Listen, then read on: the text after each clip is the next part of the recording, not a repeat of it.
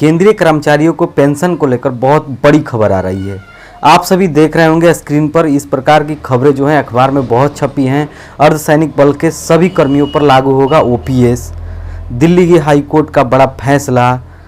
सभी अर्धसैनिक बलों के जवान पुरानी पेंशन के हकदार। अर्धसैनिक बल भी सेना के बराबर मिलेगा पुरानी पेंशन का लाभ। इस प्रकार की खबर जो है आपको पूरा देखने को मिलेगा। तो हम लोग इस वीडियो में जानेंगे कि आखिर इस जो फैसला है क्या किसको किसको पेंशन जो है मिलने वाला है, अर्धसैनिक बल के अंदर कौन आते हैं, और एनपीएस और ओपीएस मतलब कि न्यू पेंशन स्कीम में क्या सिस्टम है और पुरानी पेंशन स्कीम में क्या सिस्टम है, क्या बदलाव आने वाले हैं, और यह पूरी तरह से मिला जुला कर बात करें तो कब से लागू हो सकता है और इस न्यूज़ से किसको ज़्यादा फायदा है। तो इस वीडियो में अंत तक बने रहें। दोस्तों, जैसे कि आप सभी जानते हैं कि अभी एक दिन पहले ही ये खबर जो है पूरी मीडिया में, चाहे हर एक अखबार हो या डिजिटल मीडिया हो, हर जगह छपी है कि अर्धसैनिक बल के सभी कर्मियों पर लागू होगा ओपीएस मतलब कि पुरानी पेंशन योजना।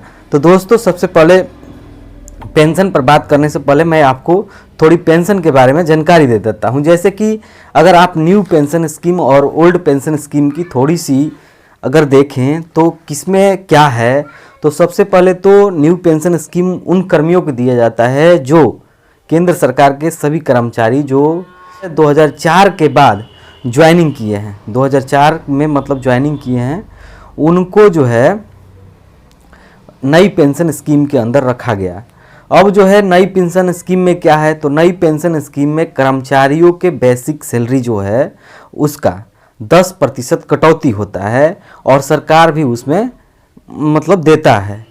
उसके बाद जो है अगर कर्मचारी रिटायर्ड होता है तो उसको जितने जो प्रति महीने उसके जो पैसे कटे हैं 10% कर्मचारी के और जो सरकार दिया है मतलब 14%, उसका अगर देखेंगे आप तो 60% पैसा मतलब जितना पैसा आपके, जैसे आपने 10 साल नौकरी की तो 10 साल में जितने पैसे इकट्ठा हुए उसका 60% जो है आपको रिटायरमेंट के वक्त मिलता है।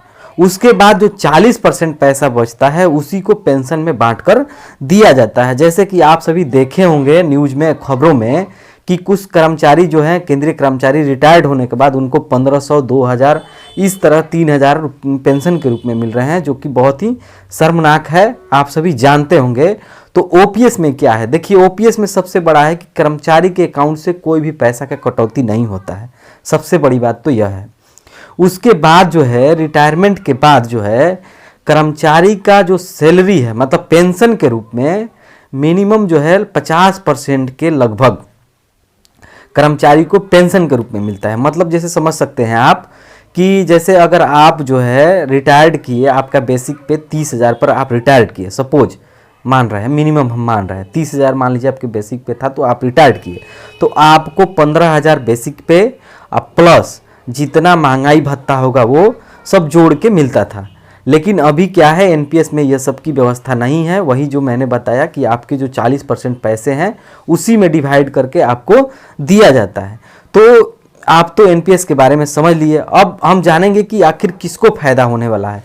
तो जैसे कि आप जानते हैं कि अर्धसैनिक बल मतलब कि आप जानते हैं सीएपीएफ जिसको कहा जाता है, तो जो है उन लोगों ने जो है दिल्ली हाई कोर्ट में याचिका दायर की थी कि आखिर जब सेना के जवानों को पेंशन मिलता है, एयरफोर्स, नेवी और जो है तमाम आर्मी जो हो गई, इन सबको अगर पेंशन मिलता है तो हमें क्यों नहीं मिलता है।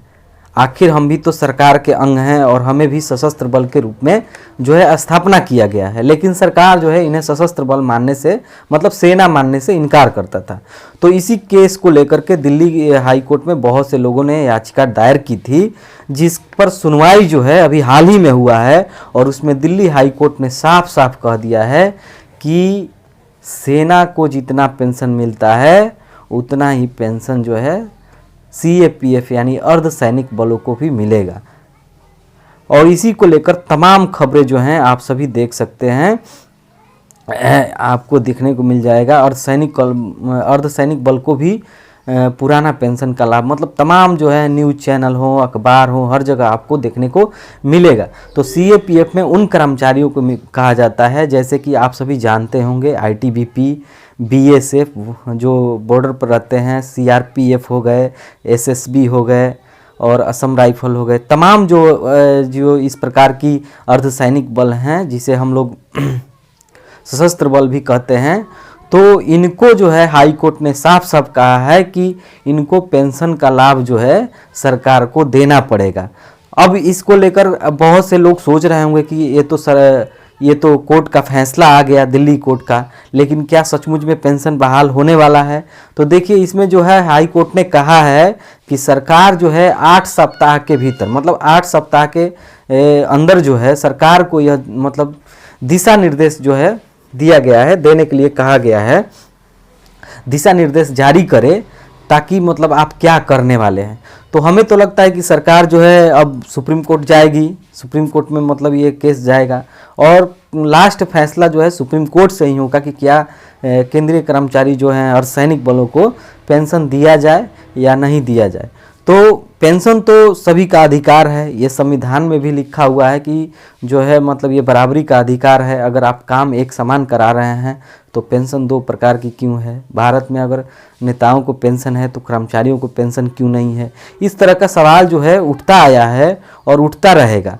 लेकिन बात यह है कि आखिर चाहे आप आर्मी लें, एयरफोर्स लें, नेवी लें, जितना कठिन ड्यूटी वो करते हैं उतना ही कठिन हमारे सशस्त्र बल के जवान करते हैं, चाहे बीएसएफ हो, सीआरपीएफ हो, आईटीबीपी हो, एसएसबी हो और तमाम जैसे सीआईएसएफ हो, वो भी तो उसी प्रकार के ड्यूटी कर रहे हैं और बॉर्डर पर शहीद हो रहे हैं।